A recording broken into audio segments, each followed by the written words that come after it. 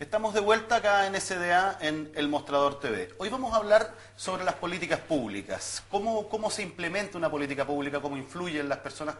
¿Cuál es la configuración? Vamos a hablar con Mauricio Olavarría Gambi y con Verónica Figueroa, que no está aquí, pero nuestro invitado hoy día va a ser también de su vocero, un libro que acaba de lanzar Editorial Universitaria, ahí para que lo vea la cámara. Una agencia de evaluación de políticas públicas para Chile. Mauricio, bienvenido. Muchas gracias por venir a SDA Entrevistas en El Mostrador TV. Bueno, muchas gracias a ustedes por la invitación y felicitaciones también por esta muy interesante y tremenda iniciativa de poder sacar un canal, no solo por internet, sino que entiendo que también está en el aire. Así que gracias y muchas felicitaciones. Muchas gracias. Mauricio, me gustaría saber, sí, mejor dicho, me gustaría que pudiéramos definir lo que es una política pública, porque uno puede decir que efectivamente es un acto del Estado que deriva en determinados proyectos y que eso eventualmente, sí o no, puede significar algo bueno para la población, pero claramente es mucho más complejo que eso. Bueno, claro, una política pública es algo bien complejo. En primer lugar, ¿cuándo vemos que hay una política pública? ¿No es verdad? Una política pública es expresada por una decisión de una cierta autoridad que tiene un cierto ámbito de competencia. El presidente de la República, a través de los decretos supremos, por ejemplo, un acto del Congreso a través de la promulgación de una aprobación de una determinada ley y después la promulgación por el presidente de la República. Es decir, ahí tenemos dos formas concretas en las cuales se expresa una determinada política pública. Puede ser también algunas otras formas dentro del Poder Ejecutivo, ¿no es verdad?, como un instructivo presidencial o algo similar. Pero tiene que haber en primer lugar una decisión de una autoridad que tenga imperio, que tenga competencias en el tema en que está tratando.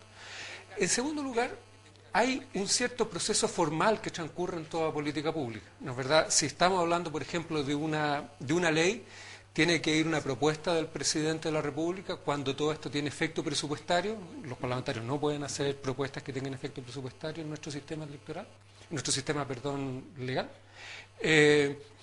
Y hay, en consecuencia, un cierto proceso legislativo, ¿no es verdad? Va primero una Cámara, después va la otra, si hay discrepancia hay un tercer trámite parlamentario, hay la votación que aprueba o no aprueba la ley.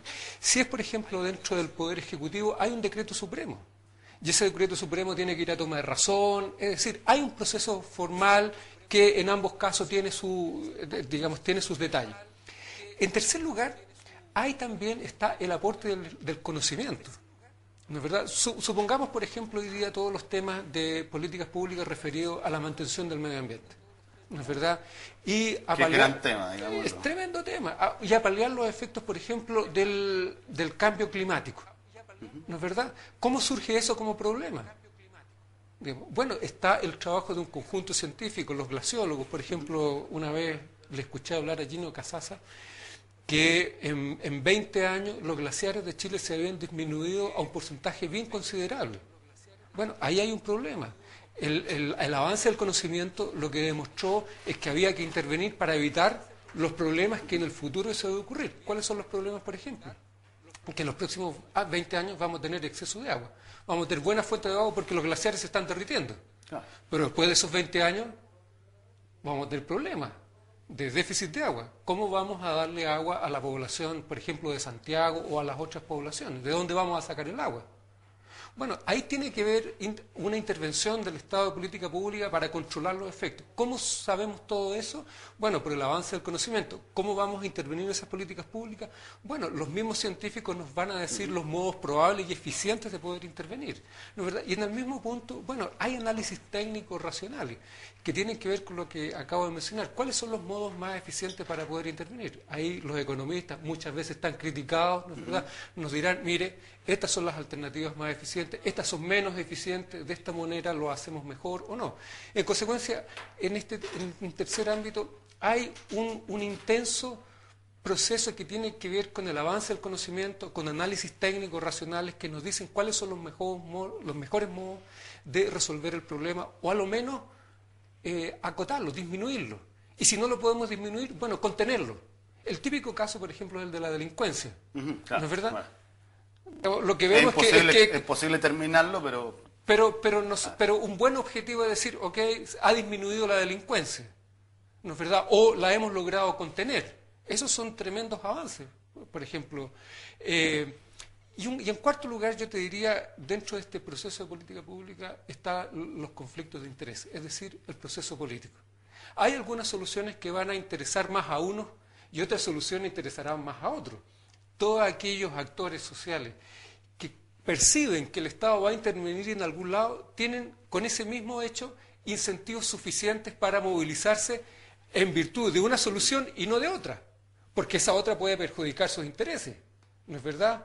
Del mismo modo, los actores también tienen intereses para poner sus problemas en la agenda pública, ¿no es verdad? Y en consecuencia se produce un movimiento político en que actores sociales vinculados a los actores políticos juegan todas sus cartas de poder para influir en que el problema sea reconocido y, una vez que es reconocido, tomar la solución que a ellos les interesa. Por ejemplo, el típico caso de los padres de niños con fibrosis quística, que no estaba en el auge, ¿no es verdad?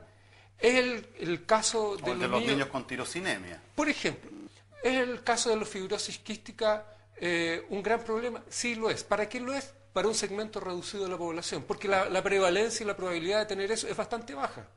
En consecuencia, los primeros análisis indicaban que no iba a estar dentro del auge por lo mismo que hicieron estos señores. Bueno, se juntaron en la asociación de padres, escribieron cartas, qué sé yo, en el ministerio no los tomaron muy en cuenta hasta que ellos decidieron encadenarse algunas estatuas cerca de la Moneda y un día domingo, el entonces presidente Lagos llegaba a la Moneda, ellos lo estuvieron esperando, el presidente Lagos los hizo pasar, generaron presión, el resultado final, bueno, es que la fibrosis quística entró al plan auge.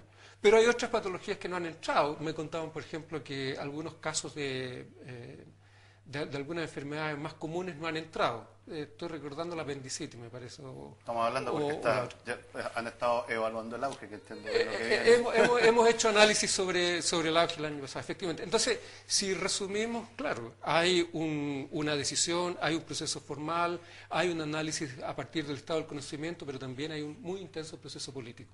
Y eso es una política pública. No, te voy a preguntar eso después. Una agencia para la evaluación. ¿Cómo tiene que ser esta agencia? ¿Es un organismo que tiene que estar bajo el alero del Ministerio de Economía, bajo el alero del Ministerio de Salud, o tiene que ser una entidad absolutamente independiente? Como pasa, por ejemplo, con el Consejo de la Transparencia, que es una entidad extraña en el Estado, pero que es independiente, y aunque sus miembros son designados por... Bueno, esa es la gran pregunta, ¿verdad? ¿Dónde va a estar? Y esa pregunta va a desatar, evidentemente, muchas pugnas y un muy fuerte debate. Nosotros cuando hicimos esta investigación fue uno de los temas que abordamos. Y fíjate que lo que nos llamó la atención es que se perfilaron dos alternativas.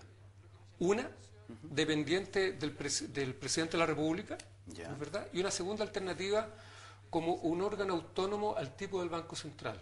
Perfecto. Otras alternativas que aparecen también en la experiencia internacional no se perfilaron en el caso chileno, que era, por ejemplo, dependiente del Congreso. La GAO en el caso norteamericano, la Government Accountability Office, depende del Congreso, ¿no es verdad? Ahora, en Estados Unidos el Congreso tiene atribuciones presupuestarias, digamos, de decisiones sobre el presupuesto, en el caso chileno no, digamos. Lo presenta el Ejecutivo. Salvo que lo presenta el Ejecutivo, exactamente, ¿no? Pero por mutuo propio no lo tiene.